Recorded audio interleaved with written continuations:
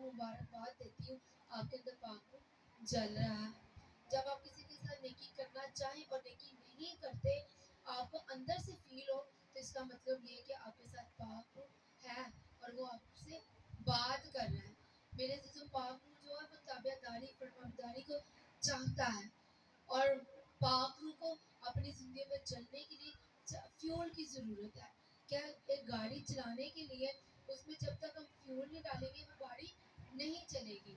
اسی طرح جاندار میں اور آپ کی زندگی میں پاک روح نہیں ہے، پاک روح کو ہم فیول نہیں دیں گے تو وہ نہیں جلے گا، پاک روح ہم سے ناراض بھی ہو جاتا ہے۔ جس طرح سمسون کی ہم سٹوری کو دیکھتے ہیں کہ اس نے اپنی ساری باتیں اپنی گرل فرینڈ کو جب بتا دی تو اس کی زندگی سے پاک روح جدا ہو گیا۔ جیسے ہی جدا ہوا تو وہ میرے سے بڑی خطرناک اور اذیت ناک موت اسے ملی۔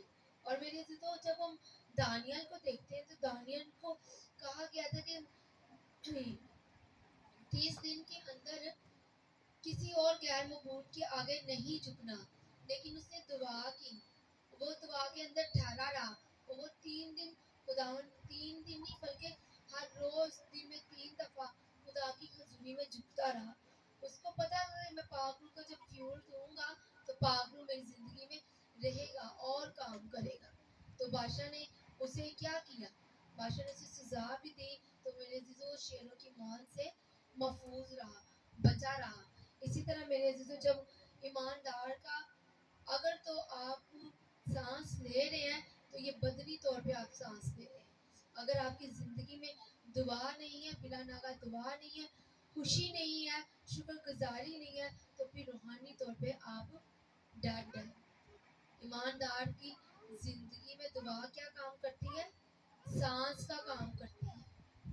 پاک روح کو اپنی زندگی میں جلے رہنے کے لیے ضروری ہے کہ ہم میرے عزیزوں ہر وقت دعا میں ٹھہرے۔ لازمی نہیں کہ دعا کرنے کے لیے آپ کو ایک مذبے پہ جانا پڑے، یہ بھی بڑی اچھی بات ہے، مذبے بھی اپنے گھروں میں بنائیں۔ اگر آپ کے مذبے نہیں بھی بنے ہوئے تو آپ چلتے پھرتے بھی دعا کر سکتے ہیں، لیٹ کے بھی دعا کر سکتے ہیں، بیٹھ کے بھی آپ دعا کر سکتے ہیں، آپ آتے جاتے سفر میں بھی دعا کر سکتے ہیں۔ جب آپ ایسے کام کرتے ہیں تو پاک روح کبھی بھی آپ کی زندگی سے ناراض نہیں ہوتا اور جدا نہیں ہوتا۔ میرے عزیزوں آگے وہ کہتا ہے کہ سب باتوں کو آزماؤ، جو اچھی بات لگے اسے پکڑے رکھو۔ آپ کو کسی کی بھی کوئی اچھی بات لگے، اگر میرا یہاں پہ آپ کو یہ باتیں بتانی اچھی لگے تو آپ نے ان باتوں کو مضبوطی سے پکڑ لینا ہے اور کہنا ہے کہ ہم نے اپنی زندگی میں پاک روح کو نہیں بجانا، تاکہ ہم ہر وقت دعا بندگی میں اور خوشی میں اور شکر گزاری میں اپنی زندگی بسر کریں۔ میرے عزیزو یہ فانی دنیا ہے، یہ فنا ہو جانے والی ہے، یہ لازمی نہیں ہے کہ آپ کو اس زندگی میں تمام چیزیں ملیں، لیکن میں آپ کو ایک خوشخبری بتانا چاہتی ہوں، دینا چاہتی ہوں کہ جب ہم اپنے ملک میں واپس جائیں گے تو وہاں پہ ہماری ساری چیزیں ہمارا انتظار کر رہی ہیں۔ آج ہم چیزوں کا انتظار کر رہے ہیں، لیکن وہاں پہ وہ ساری چیزیں آپ کا اور میرا انتظار کر رہے ہیں۔ ہم بہت جلد اس فانی دنیا سے کوچ کر کے اپنے وطن میں جب جائیں گے تو یہ ساری چیزیں ہمیں انعام میں دی جائے گی۔ میرے ضرورت ہے کہ اپنی زندگی میں ہمیشہ پاک روح کو جلتے رہنا چاہیے اور پاک روح کو فیول دینا چاہیے۔